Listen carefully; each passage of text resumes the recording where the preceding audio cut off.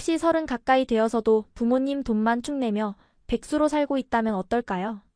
드리프트 사고 한 번 때문에 완전히 달라진 29살 자동차 덕후의 이야기입니다. 사고로 부모 노후 자금까지 날린 마이클이 아버지로부터 차만 좋아한다면 한국에 가서 기술이라도 배워라는 차가운 최후 통첩을 받았어요.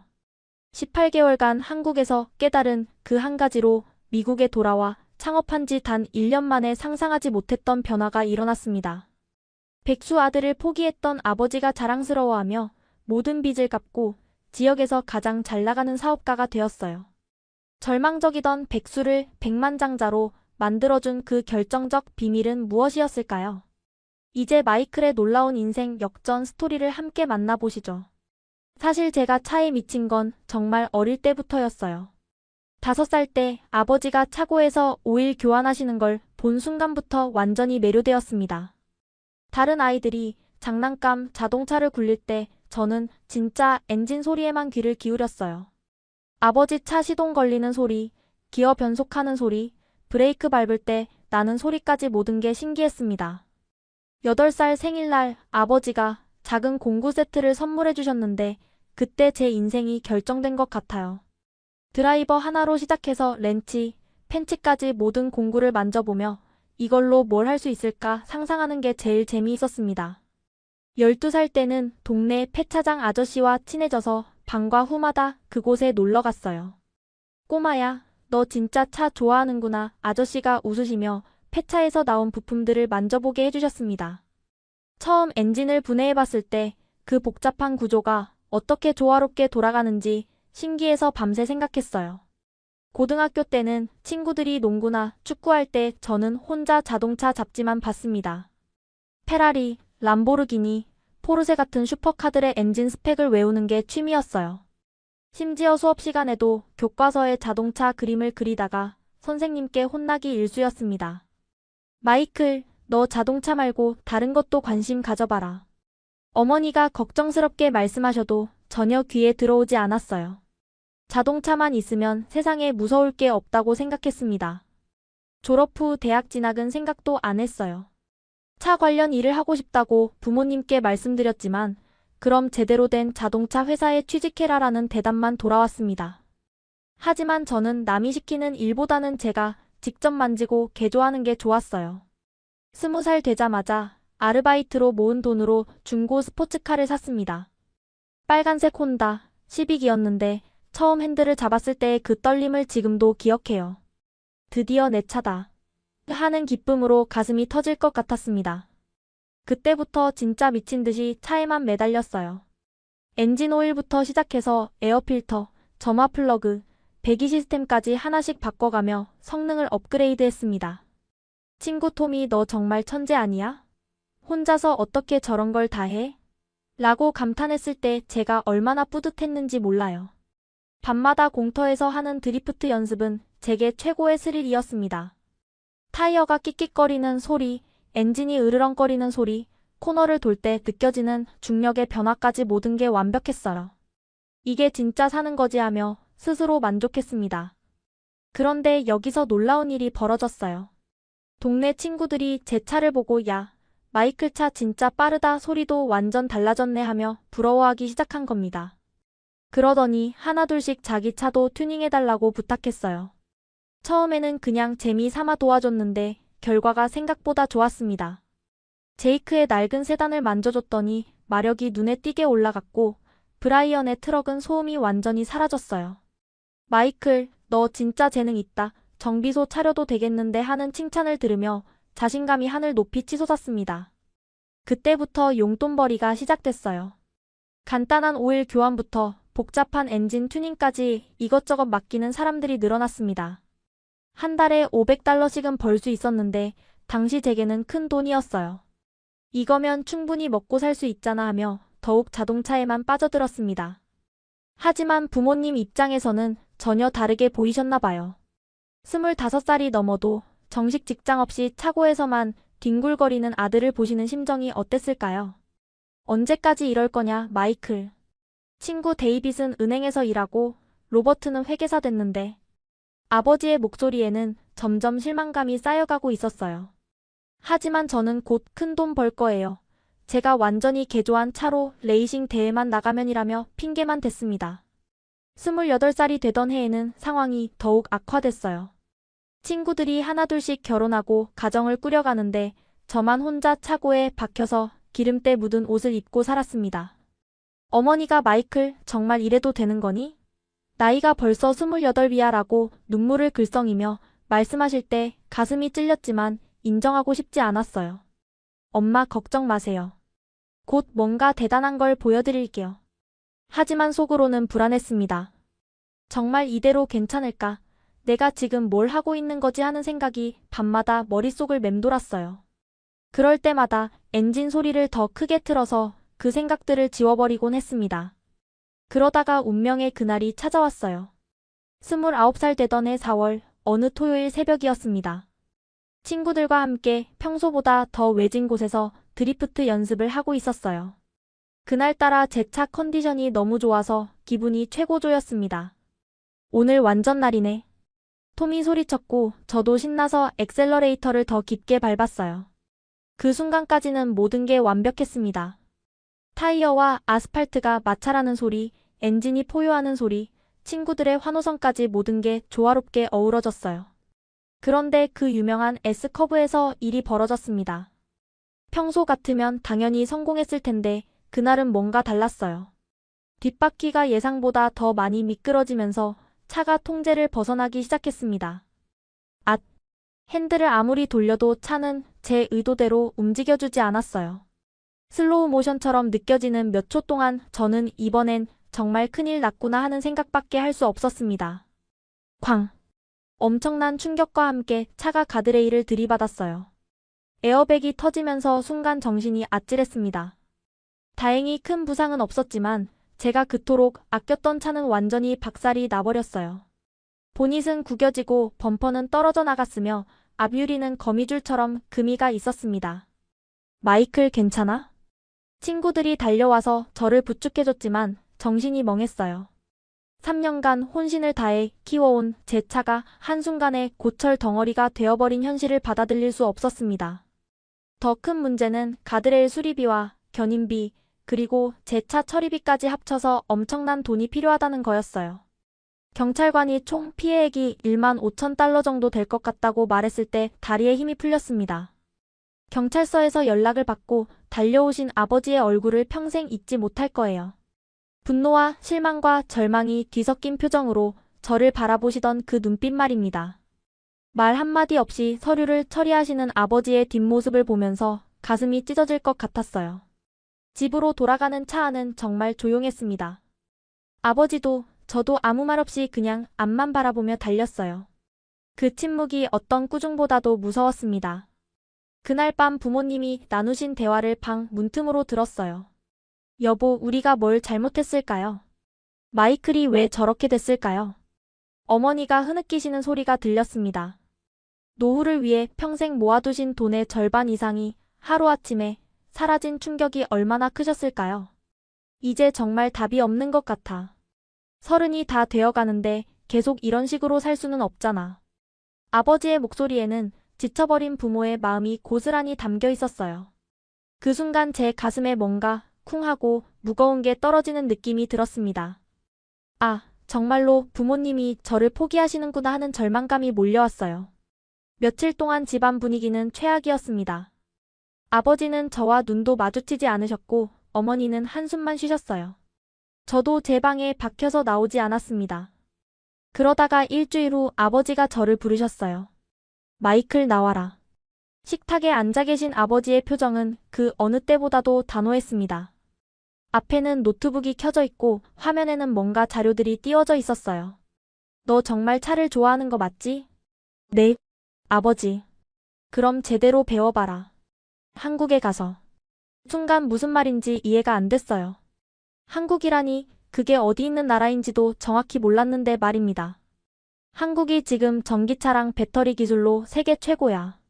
현대자동차, 기아자동차, 삼성, LG화학, SK이노베이션 이런 회사들 들어봤지? 거기서 진짜 기술을 배워와라. 화면에는 한국의 전기차 기술과 정비 교육 과정에 대한 자료들이 가득했습니다. 아버지가 며칠 동안 밤새 알아보신 거였어요. 하지만 아버지, 저는 한국말을 전혀 못하는데요. 그것도 배우면 되지. 차를 진짜로 배우려면 그 정도 노력은 해야 하는 거 아니냐. 그리고 책상 서랍에서 꺼내신 게 편도 항공권이었습니다. 왕복이 아니라 편도 말이에요. 돌아올 생각은 하지 마라. 거기서 진짜 사람이 되어서 연락해라. 더 이상 우리한테 기댈 생각도 하지 마라.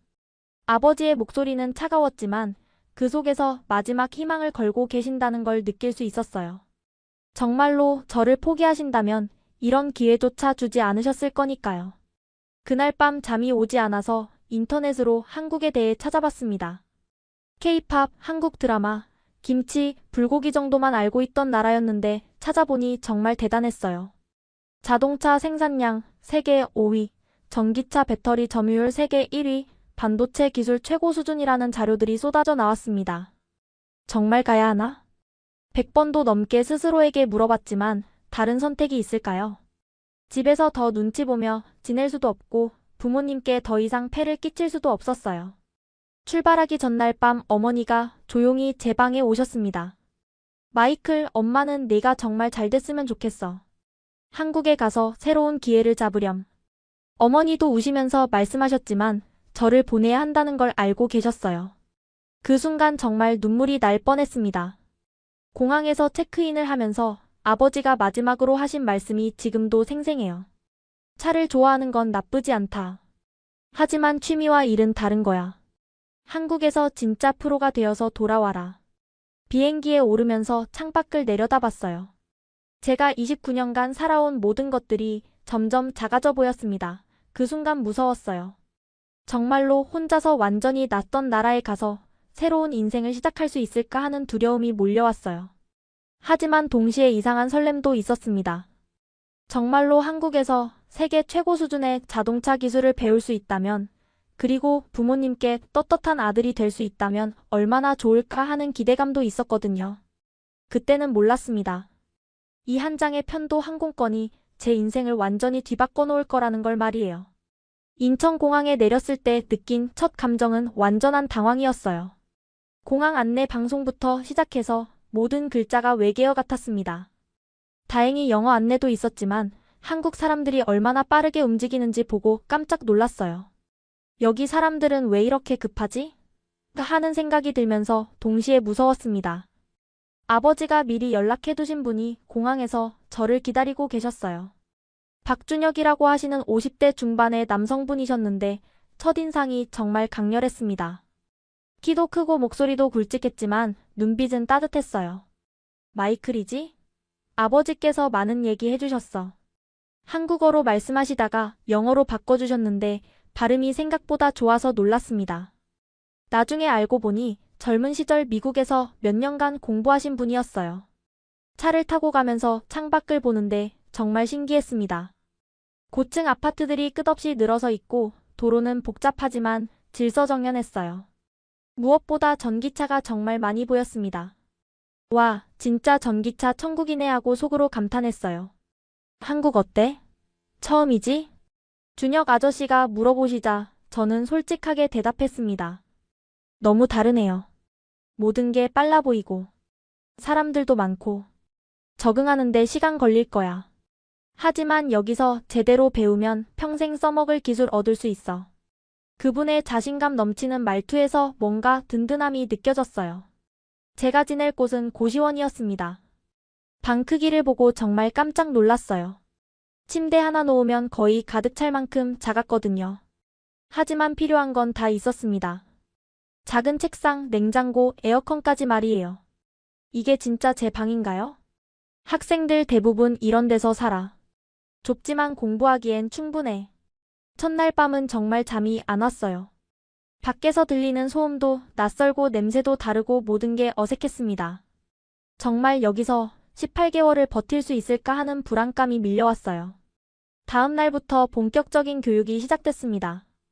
전기차 정비 교육원은 생각보다 크고 현대적이었어요. 최신 장비들이 가득하고 실제 전기차들도 여러 대 있었습니다.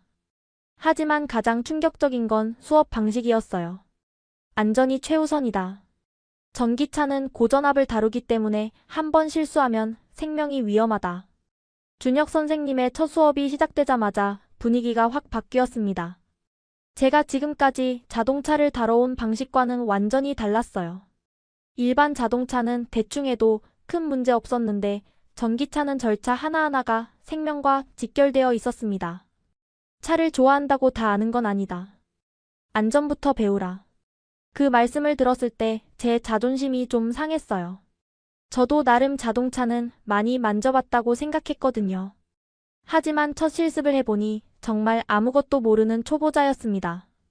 전기차 배터리를 분해하는 실습 시간이었는데 안전 장비부터 착용하는 것만 10분이 넘게 걸렸어요. 절연 장갑, 보호 안경, 정전기 방지복까지 완전 무장을 하고 나서야 배터리에 손댈 수 있었습니다. 왜 이렇게 복잡해요? 제가 투덜거리자 옆에 있던 한국 학생이 웃으며 말했어요. 형, 전기차 배터리가 사람 한 명 죽일 수 있는 전압이거든요. 400V 넘어요. 그 말을 듣고 등골이 오싹해졌습니다. 지금까지 제가 얼마나 위험하게 차를 만져왔는지 깨달았어요. 수업은 이론과 실습이 반반이었는데 이론이 정말 어려웠습니다. 전기 기초부터 시작해서 배터리 화학, 모터 원리, 충전 시스템까지 배워야 할 게 산더미였어요. 한국어로 된 교재를 보면서 영어 번역본과 계속 비교해가며 공부했습니다. 그런데 며칠 지나니까 신기한 일이 벌어졌어요. 한국어 단어들이 조금씩 들리기 시작한 거예요. 특히 자동차 관련 용어들은 금방 외웠습니다. 배터리, 모터, 인버터, 차저 같은 단어들이 자연스럽게 입에서 나왔어요. 마이클 한국말 빨리 늘어요. 같은 반 학생 김철수가 감탄하며 말했습니다. 사실 저도 놀랐어요. 언어에 재능이 있다는 생각은 해본 적이 없었거든요. 하지만 진짜 변화는 선생님의 딸을 만나면서부터였어요.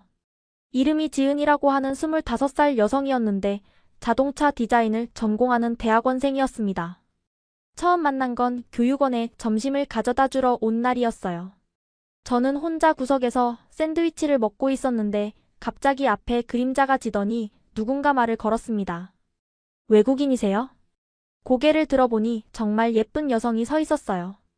키는 작지만 눈이 똘똘하고 목소리도 또렷했습니다. 네, 미국에서 왔어요. 아, 아버지가 말씀하신 그 미국 학생이군요. 마이클이죠? 그때 알았어요. 준혁 아저씨의 딸이구나 하고 말이에요. 하지만 지은의 첫인상은 그리 좋지 않았습니다. 허드레질이나 하는 외국인이 뭘 배우러 왔나 했더니 직접적으로 말하지는 않았지만 표정과 말투에서 저를 무시하는 게 느껴졌어요. 아마 아버지에게서 제 과거 이야기를 들었을 거예요. 29까지 백수로 지내다가 사고쳐서 한국으로 쫓겨온 철없는 외국인이라고 말이에요. 그날 이후로 지은은 일주일에 2~3번씩 정비소에 나타났습니다. 아버지 일을 도우러 온다고 했지만 저를 관찰하는 것 같았어요. 제가 실습을 할 때면 멀찍이서 지켜보다가 실수를 하면 역시라는 표정을 짓곤 했습니다. 솔직히 기분이 좋지 않았어요. 하지만 그때부터 오기가 생겼습니다. 꼭 인정받고 말겠다 하는 마음으로 더 열심히 하기 시작했어요. 매일 수업이 끝나면 고시원에 돌아가서 복습을 했습니다. 이해가 안 되는 부분은 유튜브로 영어 강의를 찾아보고 한국어 교재와 비교해가며 공부했어요. 밤 12시가 넘어서야 잠들곤 했습니다. 한 달 정도 지나니까 확실히 실력이 늘었어요. 배터리 점검도 훨씬 빨라졌고 모터 분해 조립도 능숙해졌습니다. 선생님 씨도 제 변화를 알아차리셨어요. 마이클 많이 늘었어. 처음보다 훨씬 안정적이야. 칭찬을 들으니 기분이 좋았지만 지은의 반응은 여전히 차갑더라고요. 그런데 2달째 되던 어느 날 특별한 일이 있었습니다. 실습 시간에 고장난 전기차를 진단하는 과제가 나왔어요. 증상은 간단했어요. 시동이 안 걸린다는 것이었습니다. 다른 학생들은 배터리 문제일 거라고 생각하며 배터리부터 체크했어요. 하지만 저는 뭔가 다른 느낌이 들었습니다. 엔진음이. 아니지, 전기차니까 모터음이 평소와 달랐어요. 혹시 냉각 시스템 문제 아닐까요? 제가 말하자 아저씨가 눈을 번쩍이셨습니다. 왜 그렇게 생각해? 모터 쪽에서 나는 소리가 평소와 다른 것 같아요. 냉각팬이 돌지 않는 소리 같은데. 실제로 체크해보니 정답이었어요. 냉각팬 모터가 고장나서 과열보호 기능이 작동한 거였습니다. 다른 학생들은 모두 감탄했고 선생님도 놀라셨어요. 대단한데? 어떻게 알았어? 예전에 일반 자동차 만질 때 비슷한 경험이 있어서요. 그때 지은이 수업을 듣고 있었거든요. 처음으로 저를 다른 시선으로 바라보는 것 같았어요. 하지만 진짜 변화는 석 달째부터였습니다. 저는 매일 남들보다 한두 시간씩 더 연습했어요. 교육원 문을 닫을 때까지 남아서 실습하고 집에 가서도 이론 공부를 계속했습니다. 마이클, 너무 무리하지 마. 건강도 생각해야지. 준혁 아저씨가 걱정해 주셨지만 저는 멈출 수가 없었어요. 이번이 정말 마지막 기회라는 생각이 들었거든요. 어느 날 밤 11시쯤 되었을 때 교육원에서 혼자 전기차 배터리 진단 연습을 하고 있었어요. 그런데 갑자기 문이 열리더니 지은이 들어왔습니다. 아직도 여기 있어요? 아, 네. 조금만 더 하려고요. 매일 이렇게 늦게까지 해요? 거의요. 지은이 제 작업하는 모습을 가만히 지켜봤어요. 처음으로 적대적이지 않은 시선이었습니다. 생각보다 진지하네요. 그 말에 제 손이 잠깐 멈췄어요. 처음으로 지은에게서 인정받는 느낌이 들었거든요. 당연하죠. 저한테는 정말 중요한 일이니까요. 중요한 일이요? 네. 이게 제 마지막 기회거든요. 여기서 실패하면 정말 갈 곳이 없어요. 진심을 담아 말했더니 지은의 표정이 조금 부드러워졌어요. 그날 이후로 지은의 태도가 확실히 달라졌습니다. 저를 무시하는 대신 가끔씩 격려를 해주기 시작했어요. 오늘 실습 잘하던데요. 아버지도 칭찬하시더라고요. 이런 말을 들으면 하루 종일 기분이 좋았어요. 하지만 진짜 전환점은 넷째 달에 찾아왔습니다. 어느 금요일 밤 비가 억수같이 내리고 있었는데 갑자기 교육원으로 긴급 전화가 걸려왔어요. 전기 택시가 갑자기 멈췄다는데 나갈 수 있어? 준혁 아저씨가 저에게 물어보셨어요. 보통은 정식 기사님들이 출동하는데 그날은 다들 다른 일로 바빴나 봐요. 저도 갈 수 있을까요? 아직 정식 자격증은 없지만 간단한 점검 정도는 할 수 있으니까 따라와. 비 속에서 출동한 곳은 시내 중심가였어요. 전기 택시 한 대가 도로 한가운데 멈춰서 뒤쪽으로 차들이 길게 줄을 서 있었습니다. 완전히 먹통이에요. 갑자기 모든 게 꺼져버렸어요. 택시기사 아저씨가 다급하게 말씀하셨어요. 박 선생님과 함께 차를 점검해보니 메인 퓨즈가 나간 거였습니다. 하지만 단순히 퓨즈만 바꿔서는 안 되는 상황이었어요. 왜 퓨즈가 나갔는지 원인을 찾아야 했거든요. 마이클, 내가 한번 봐. 선생님이 기회를 주셨어요. 비에 흠뻑 젖으면서 차 곳곳을 점검했습니다. 그러다가 충전 포트 쪽에서 이상한 냄새를 맡았어요. 여기 뭔가 탔는 냄새가 나는데요.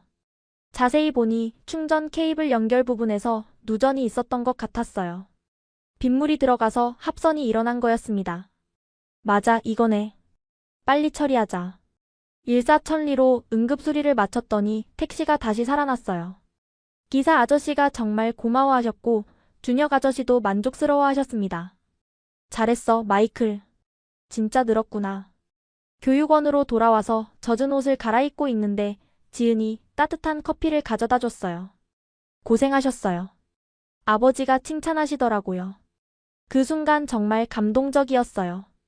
지은이 처음으로 저를 인정하는 눈빛으로 바라봐 주었거든요. 생각보다 진지한 사람이네요. 지은이 미소를 지으며 말했을 때 제 마음속에 뭔가 따뜻한 감정이 싹트기 시작했습니다. 아, 이 사람이 정말 좋구나 하는 마음이 들었어요. 그날 이후로 지은과의 관계도 완전히 달라졌고 저의 한국 생활도 새로운 국면에 접어들게 되었습니다. 단순히 기술을 배우러 온 외국인이 아니라 정말로 이곳에서 새로운 인생을 시작하고 있다는 느낌이 들었어요. 18개월의 교육 과정이 끝나갈 무렵 저는 정말 많은 변화를 겪었습니다. 한국어도 일상 대화는 무리 없이 할 수 있게 됐고 전기차 정비 기술도 한국 학생들과 비교해서 뒤떨어지지 않을 정도가 되었어요. 하지만 가장 큰 변화는 지은과의 관계였습니다. 어느새 저희는 매일 저녁 함께 커피를 마시며 하루 있었던 일들을 나누는 사이가 되어 있었어요. 지은이 대학원 과제로 고민하고 있을 때 제가 실무 경험을 바탕으로 조언을 해주기도 했고 제가 한국 문화를 이해하지 못할 때는 지은이 친절하게 설명해주곤 했습니다. 마이클 곧 미국으로 돌아가죠? 어느 날 저녁 지은이 조심스럽게 물었어요. 졸업이 2달 앞으로 다가왔던 시점이었습니다. 네, 아마도요. 사실 복잡한 심정이었어요. 한편으로는 부모님께 제 변화를 보여드리고 싶었지만 다른 한편으로는 이곳을 떠나기가 싫어지고 있었거든요. 특히 지은을 두고 가는 게 힘들었습니다. 한국에서 배운 기술로 미국에서도 성공하실 거예요. 지은이 응원해 주었지만 목소리에 아쉬움이 묻어 있었어요. 저도 마찬가지였습니다. 준혁 아저씨도 제 미래를 걱정해 주셨어요. 마이클 미국 가서 뭘 할 생각이야? 전기차 정비소를 차려볼까 해요. 한국에서 배운 기술을 써서요. 좋은 생각이야. 하지만 쉽지 않을 거다. 기존 정비소들의 견제도 있을 거고. 준혁 아저씨 말씀이 맞았어요. 미국의 전기차 시장은 아직 초기 단계였고 대부분의 정비는 딜러에서만 가능했습니다. 독립적인 전기차 정비소는 거의 없는 상황이었거든요. 졸업식 날이 다가올수록 마음이 복잡해졌습니다. 성취감과 아쉬움이 동시에 밀려왔어요. 마지막 실습 평가에서 만점을 받았을 때 준혁 아저씨가 저를 꼭 안아주시며 정말 자랑스럽다고 하신 순간은 지금도 잊을 수 없어요. 아버지가 이렇게 말씀하시는 거 처음 봐요. 지은이 옆에서 미소 지으며 말했습니다. 그 말을 들으니 가슴이 뭉클해졌어요. 드디어 졸업 당일이 왔습니다. 28명의 동기들과 함께 수료증을 받는 순간 정말 감격스러웠어요. 18개월 전 아무것도 모르는 채 한국에 온 철없는 청년이 이제는 전문 기술을 가진 정비사가 되어 있었으니까요. 졸업 후 바로 미국으로 돌아갈 예정이었는데 준혁 아저씨가 뜻밖의 제안을 하셨어요. 마이클, 중고 장비 몇 개 가져가지 않을래? 창업 자금이 부족하다고 했으니까. 정말 고마운 제안이었습니다.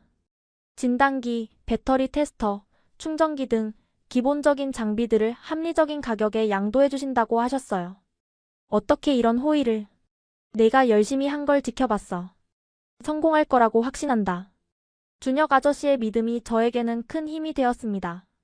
미국으로 떠나는 마지막 밤 지은과 함께 한강변을 걸었어요. 야경이 정말 아름다웠지만 이별을 앞둔 마음은 착잡했습니다. 연락 자주 해요. 어떻게 지내는지 궁금할 거예요. 지은이 말했을 때 저도 똑같은 마음이었어요. 당연하죠. 사업이 잘 되면 지은 씨도 미국에 놀러 와요. 정말요? 약속이에요. 그렇게 약속을 나누며 헤어졌습니다. 인천공항에서 미국행 비행기에 올랐을 때의 기분은 18개월 전과 완전히 달랐어요. 그때는 두려움과 절망감이었다면 이번에는 설렘과 기대감이었습니다. 가방 안에는 한국에서 받은 자격증과 준혁 아저씨가 써주신 추천서, 그리고 지은이 선물한 행운의 부적이 들어있었어요. 고향에 도착했을 때 부모님의 반응은 놀라웠습니다. 공항에 마중 나오신 아버지가 저를 보시더니 눈을 크게 뜨셨어요. 마이클 많이 달라졌구나. 확실히 달라져 있었어요. 체중도 빠지고 자세도 더 당당해졌고 무엇보다 눈빛이 완전히 바뀌어 있었습니다. 집에서 한국에서 배운 것들을 설명해드렸을 때 부모님이 정말 놀라셨어요. 전기차 배터리 구조부터 시작해서 안전규정, 진단 방법까지 전문 용어를 섞어가며 설명하는 제 모습을 믿기 어려워하셨거든요. 정말 우리 아들 맞나? 어머니가 신기해하시며 말씀하실 때 저도 스스로가 신기했습니다. 하지만 진짜 시험은 지금부터였어요. 창업 준비를 시작하면서 현실의 벽에 부딪혔거든요. 일단 장소를 구하는 것부터 쉽지 않았습니다. 전기차 정비에 적합한 곳은 임대료가 비쌌고 저렴한 곳은 전기 설비가 부족했어요. 한 달 동안 수십 곳을 돌아다닌 끝에 시내에서 조금 떨어진 곳에 작은 창고를 하나 구했습니다. 넓지는 않았지만 전기차 선호대는 동시에 작업할 수 있는 공간이었어요. K-테크 EV 클리닉이라는 간판을 달고 정식 개업했을 때 정말 뿌듯했습니다. 한국에서 배운 기술의 정수를 담은 저만의 정비소가 드디어 문을 연 거예요. 하지만 현실은 냉혹했습니다. 첫 한 달 동안 손님이 거의 없었어요. 가끔 지나가던 사람이 구경하고 가는 게 전부였습니다. 전기차를 타는 사람들도 대부분 딜러 정비소를 이용했거든요. 이상하네, 기술은 확실한데 왜 손님이 없지? 혼자 중얼거리며 고민하던 중 문제를 깨달았습니다.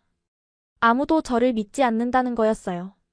젊은 외국인이 운영하는 정비소에 비싼 전기차를 맡기고 싶어 하지 않았던 겁니다. 그때 한국에서 배운 차별화 전략을 떠올렸어요. 빠른 진단과 정확한 보고였습니다. 기존 정비소들이 며칠씩 걸리는 진단을 2시간 만에 끝내자는 전략이었어요. 현장 출동 서비스도 시작했습니다. 진단 장비를 벤에 싣고 고객이 있는 곳으로 직접 찾아가는 서비스였어요. 한국에서는 당연한 일이었지만 미국에서는 혁신적인 아이디어였습니다. 첫 번째 출동 서비스는 정말 기억에 남아요. 회사 주차장에서 갑자기 시동이 안 걸린다는 전기차 때문이었습니다. 다른 정비소에서는 견인차로 가져와야 한다고 했는데 저는 현장에서 바로 진단해드렸어요. 와, 정말 2시간 만에 끝나네요. 고객이 감탄하며 말했을 때 자신감이 생겼습니다. 한국에서 배운 기술이 통하고 있다는 걸 실감했어요. 그 고객이 SNS에 후기를 올린 게 전환점이었습니다. 한국식 2시간 점검이라는 별명이 붙으면서 입소문이 나기 시작했어요. 특히 겨울철 배터리 성능 저하 문제를 해결해주면서 더욱 유명해졌습니다. 택시회사에서 먼저 연락이 왔어요. 전기 택시들이 추운 날씨에 주행거리가 급격히 떨어지는 문제 때문이었습니다. 기존 정비소에서는 원래 그런 거다라고만 했는데 저는 구체적인 해결책을 제시했어요. 배터리 히팅 시스템 최적화, 타이어 공기압 조정, 에어컨 사용 패턴 개선 등 종합적인 솔루션을 제공했더니 주행거리가 눈에 띄게 늘어났습니다. 이런 정비소가 있었다니. 택시회사 사장이 감탄하며 다른 업체들에게 소개해 주었어요.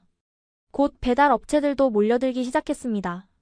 사업이 본격적으로 궤도에 오르면서 정말 바빠졌어요. 하루에 10대가 넘는 차를 봐야 할 때도 있었습니다. 하지만 행복했어요. 제가 진짜 좋아하는 일을 하면서 돈도 벌 수 있다는 게 꿈만 같았거든요. 그런데 성공하면서 기존 딜러 정비소들의 견제도 심해졌어요. 무자격자가 위험한 작업을 한다는 식의 루머를 퍼뜨리기도 했고 가격 경쟁으로 압박을 가하기도 했습니다. 하지만 저는 흔들리지 않았어요. 한국에서 배운 안전 규정을 철저히 지켰고 고객 만족도로 승부했습니다. 무엇보다 정직하게 일했어요.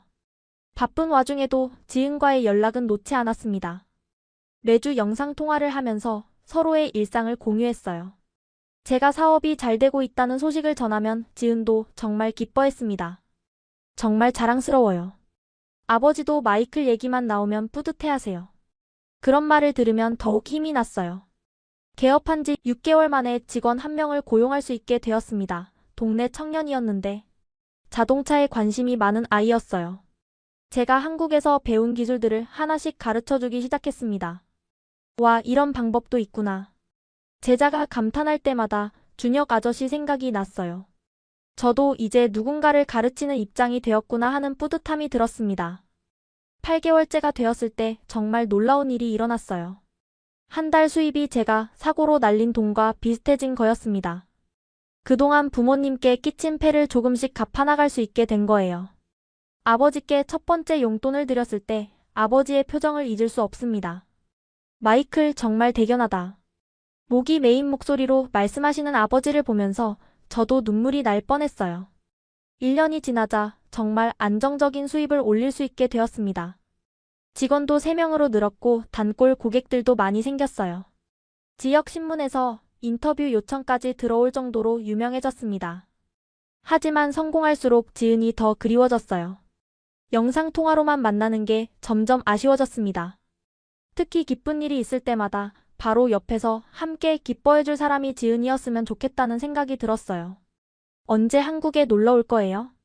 지은이 물었을 때 저는 진지하게 대답했습니다. 곧 갈게요. 정말 보고 싶어요. 사실 한국 방문을 계획하고 있었지만 사업이 너무 바빠서 쉽게 시간을 낼 수가 없었어요. 그러던 중 개업 1주년이 다가오면서 뭔가 특별한 기념을 하고 싶다는 생각이 들었습니다. 하지만 그때는 몰랐어요. 정말 특별한 손님들이 저를 찾아올 거라는 걸 말이에요.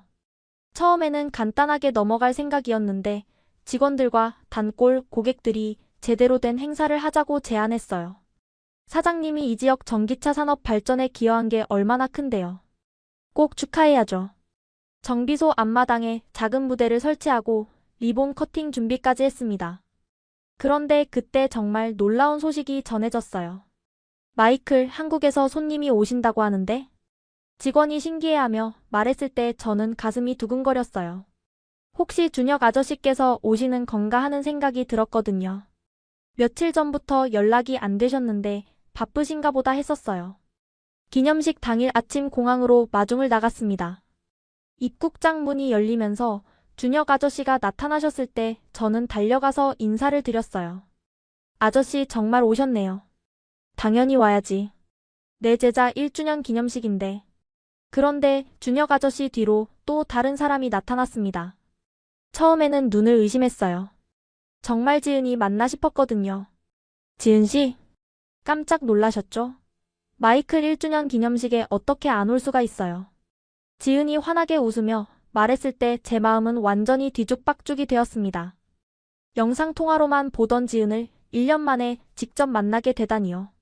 어떻게 시간을 내셨어요? 회사에 휴가 내고 왔어요. 아버지가 가신다고 하니까 저도 따라오고 싶어졌거든요. 차 안에서 준혁 아저씨가 말씀하셨어요. 마이클, 내 소식 한국에서도 유명해졌어. 한국식 정비 방법을 미국에 성공적으로 정착시켰다고 업계에서 화제더라고. 정말 뜻밖의 말씀이었어요. 제가 한 일이 한국에까지 알려졌다니 믿기지 않았습니다. 기념식장에 도착했을 때 이미 많은 사람들이 모여 있었어요. 단골 고객들, 직원들, 동료 사업자들까지 100명이 넘는 분들이 와주셨습니다. 사장님 정말 대단하세요. 한국에서까지 손님이 오시네요. 모든 사람들이 신기해했어요. 특히 지은을 보고는 더욱 놀라워했습니다.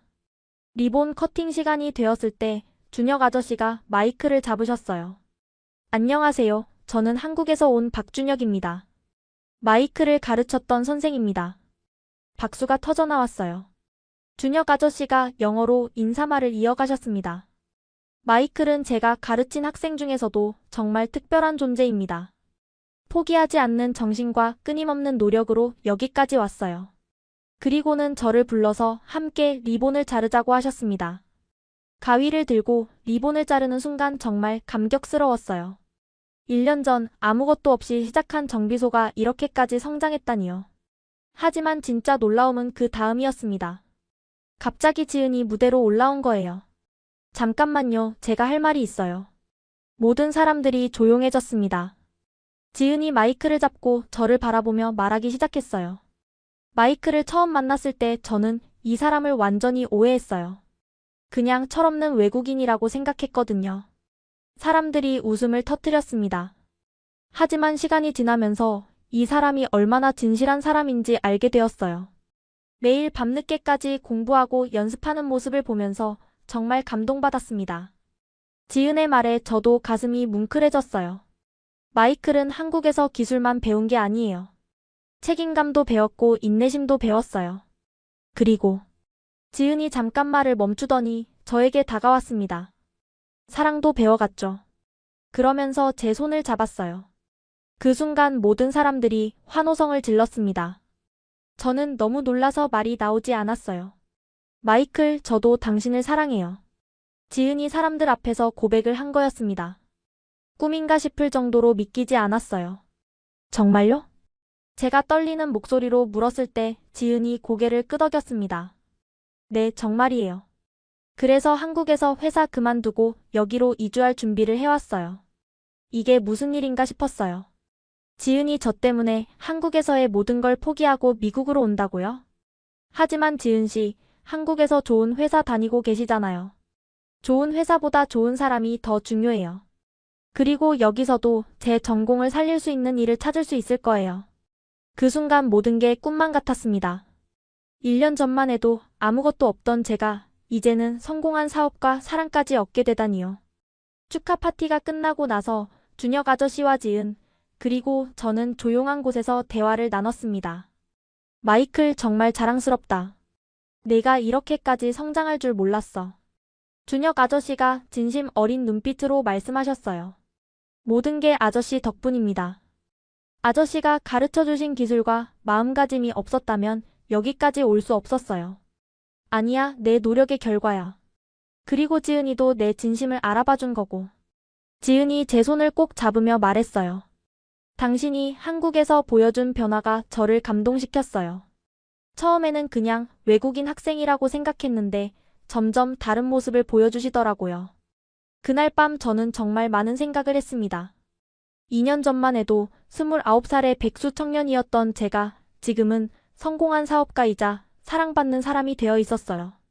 모든 게 한국행 비행기 티켓 한 장에서 시작되었다는 게 신기했습니다. 며칠 후 준혁 아저씨는 한국으로 돌아가셨지만 지은은 미국에 남기로 했어요. 이민 수속을 밟으면서 저와 함께 새로운 인생을 시작하겠다고 했습니다. 정말 괜찮아요? 한국에서의 모든 걸 포기하고요? 괜찮아요. 사랑하는 사람과 함께라면 어디든 좋아요. 지은의 그 말을 들으면서 저는 깨달았습니다. 저는 추방당한 게 아니었어요. 오히려 두 개의 소중한 초대장을 받은 거였습니다. 하나는 배움의 초대장이었고 다른 하나는 사랑의 초대장이었어요. 지금 생각해보면 아버지가 저에게 편도 티켓을 주신 게 정말 최고의 선택이었던 것 같아요. 만약 왕복 티켓이었다면 저는 아마 제대로 배우지도 못하고 그냥 돌아왔을지도 모르거든요. 이제 저는 확신을 가지고 말할 수 있습니다. 좋아하는 걸 제대로 배우면 인생이 완전히 바뀝니다. 저는 기술을 통해 성공했고 사랑을 통해 완성되었어요. 한국은 제게 이 두 가지를 모두 가르쳐준 나라였습니다. 그리고 무엇보다 중요한 건 포기하지 않는 마음이었어요. 아무리 힘들고 절망적인 상황에서도 끝까지 노력하면 반드시 길이 열린다는 걸 몸소 경험했습니다.